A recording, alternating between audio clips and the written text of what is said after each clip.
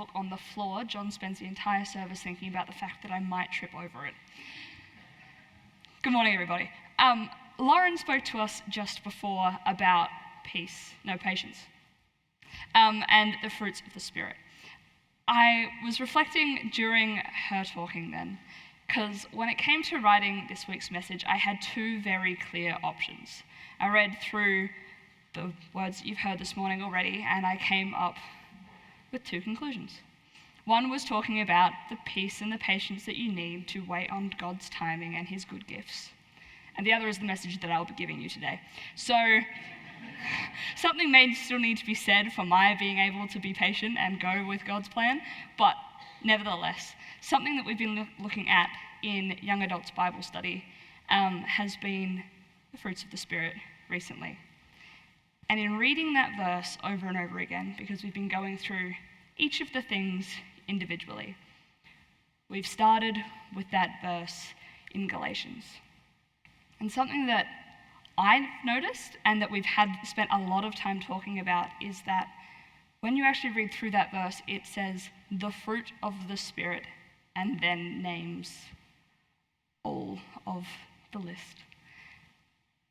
And that took us a moment to step back and go, hold on, this talks about the fruit of the Spirit, not the fruits of the Spirit. I think in Sunday school as a really little kid, because of all of the wonderful fruit imagery that is really good, it led a group of us to start to think that they were all separate fruits of the Spirit. And I know for me growing up, that meant that I felt that I needed to work on one at a time in order to, successfully have achieved having the fruit of the Spirit. But what we've been talking about is that they are all fruit from the same thing. It is one Spirit, and having that Spirit, these are the gifts that come forth. It's not only love, it's not only self-control, it is each and every one of them working together to build this outflow. And so to have patience, as they're talking about this morning, is also to have love for the people that you are showing that patience towards. It is to have the self-control to be able to look at the situation, step back, remind yourself to be gentle and kind in that situation, and then act accordingly.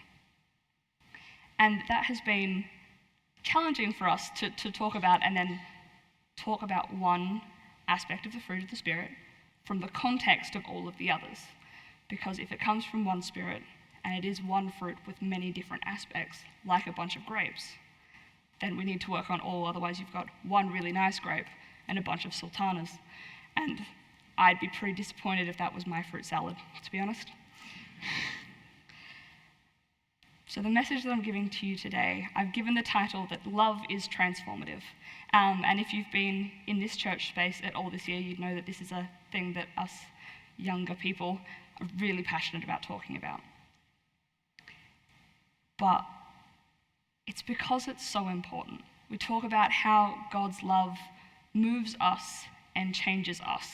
How in this love we are made new. We no longer have to hold to the things that we let weigh us down, the things that we think shame us in front of other people, because God's love for us and what he did changes who we are and how we act. Love does this in two truly massive ways. There is love shown for us by other people, and then there is the love that we have for others. Think back, you can either think to a relationship with a partner, to friends, family. But I know that all of the good lessons that I've learned in my life, the things that have changed the way that I act, have come from people showing love to me, seeing the situation that I'm in and wanting the best for me and loving me through that. And that has then changed my response and my action to myself, and in turn, my action and my response to the people that I love when going through similar situations. This starts to change the way that we think. So, love changes us. I'm speaking about three aspects of it. Love is listening. walk over here to grab my Bible. In the part of the reading in 1 Kings that you may have missed due to technical difficulties, it says, Solomon loved the Lord, walking in the statutes of David his father. Solomon loved his father. He was training to be king, and he was following after his father's footsteps.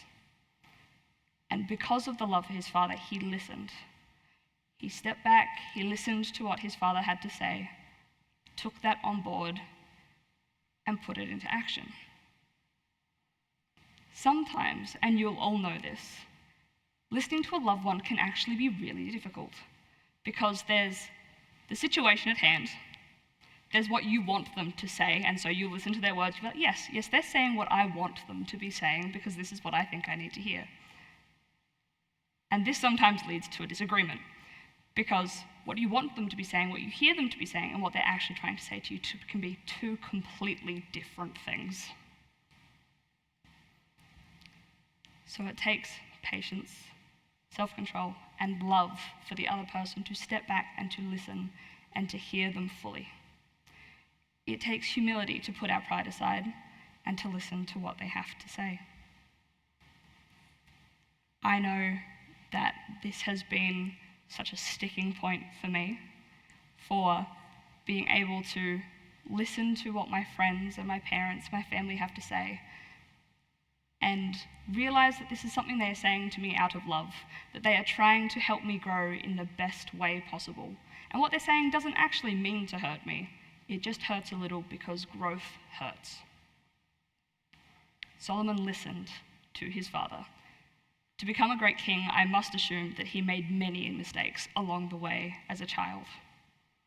Many things that he looked back at with regret and went, oh, that was not the way that I should have handled that situation. Which is where we come to how love is shown a second way in Kings.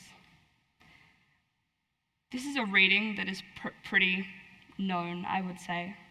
Solomon asks for wisdom, and in that, God gives him so much more. There is love in our aspirations. It says, when God is talking to Solomon and asking him, because of what he has done, what gift he would like, he says, O Lord my God, you have made your servant king in the place of David my father. Although I am but a little child, I do not know how to go out or come in. And your servant is in the midst of your people, whom you have chosen, a great people, too many to be numbered or to give an account for multitude. Give your servant, therefore, an understanding mind to govern your people, that I may discern between good and evil. For who is able to govern this, your great people? Solomon looks out with love, with great aspiration, to want better for the people that he loves, for the people that he has say in the lives of. He wants better for them, and so his aspiration then is not to live longer so he can be by their side, is not to have great wealth so he can pay away their issues, not to destroy everything that may come up against them, all of the enemies and all of the troubles.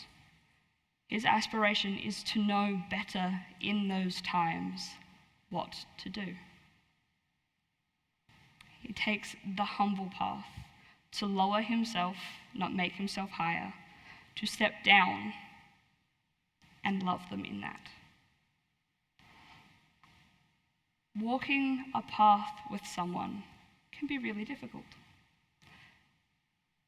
I think back in my 23 years of all of the friends that I've had and all of the things that I've faced.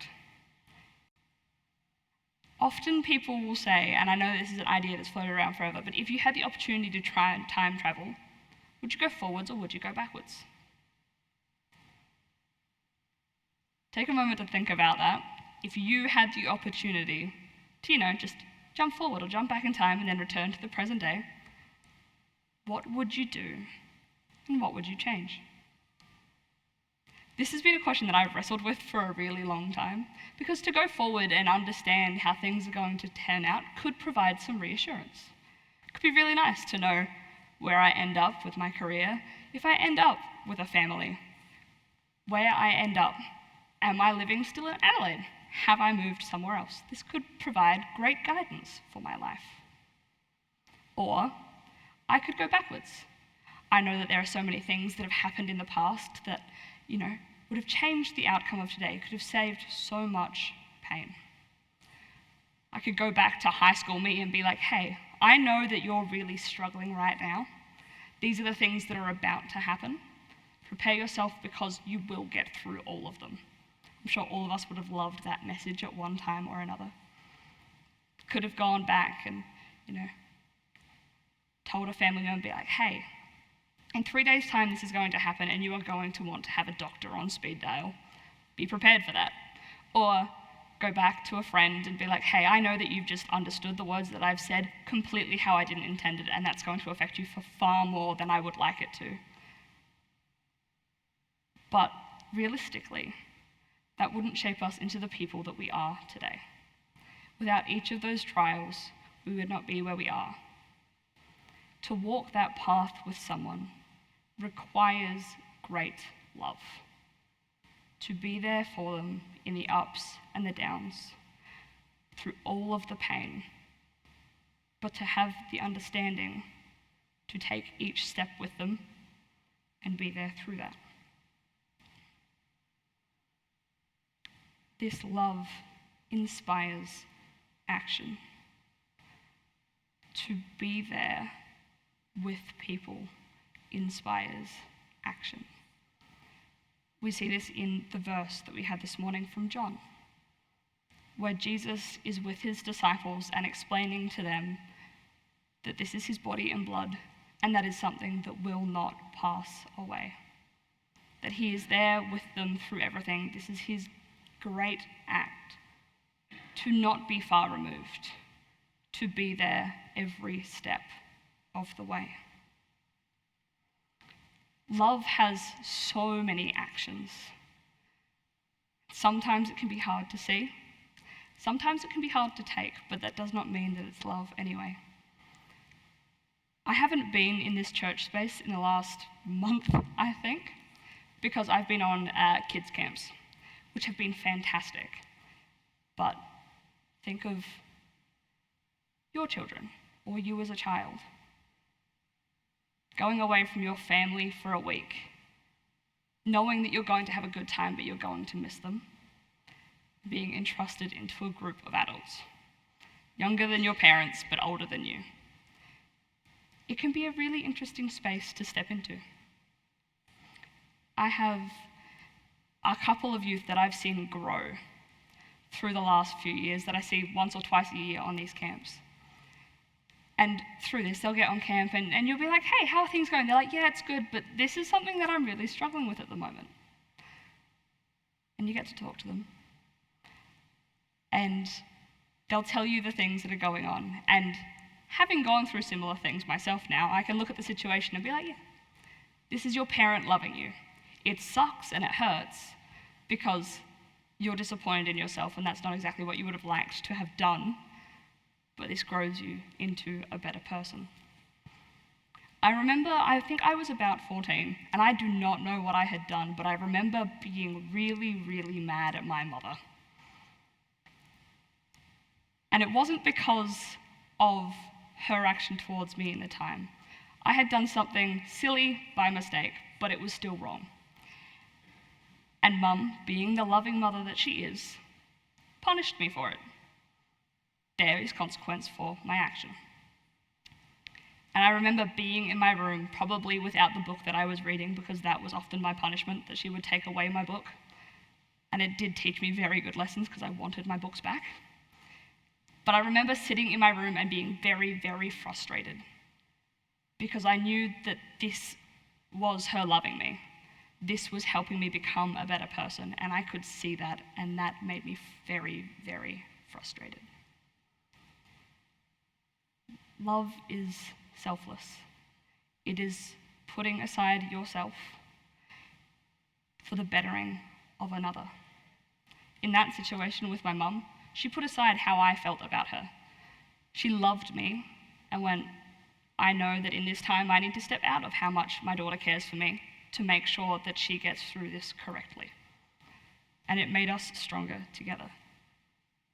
If you think to the parable of the shepherd leaving the flock to go find the one, a situation that is very close to my heart at the moment, there is tireless searching in love.